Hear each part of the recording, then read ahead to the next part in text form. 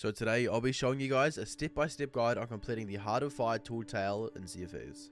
The items you get for completing this tool tale are the Ashen Curse and the Ashen Dragon Hull.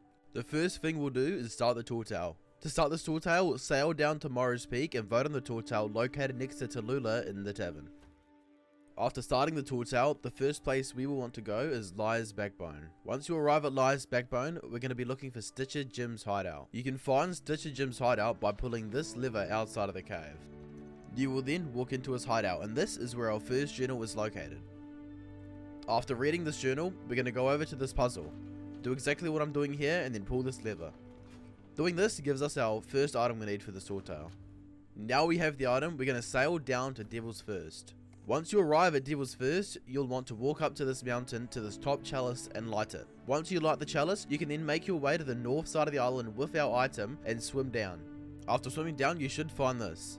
Place your item in this little statue and this will open up this door for our next part of the tool tale. Now swim through this tunnel for a few minutes. This will take us to this big room that has 3 different paths, and this is where over here we can find our second journal for this tool tale. Now we have our second journal, we now need to choose one of these 3 paths. We do need to eventually go down every single one of them, as each of them has a journal. But first, we're going to start with the left one. All these paths are a bunch of different flame traps and parkour. You might die here and there, but your respawn points will save. So after speeding through this left path, this is where our third journal for this tool tale is located.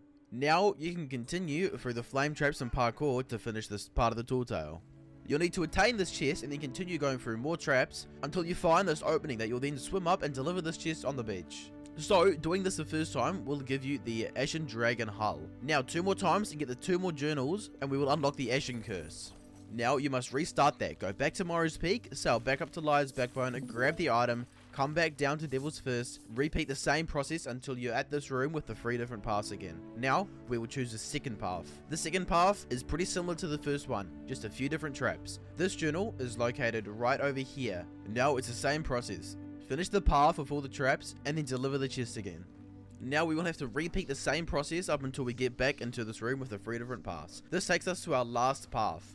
Now this path, again, it isn't too hard, it's not too different from the rest, but the journal is located on the side of this spike wall. So just be a little bit careful getting this journal. After getting this journal, you can complete the tool tale. Getting the chest and delivering the chest will then reward you with the Ashen Curse. That will be the end of this guide. Thank you all for watching, and if you have any questions, please leave them in the comments and subscribe, that helps me out a lot. Stay tuned for the full Gold Curse series where I'll be showing you how to get the Gold Curse very easily.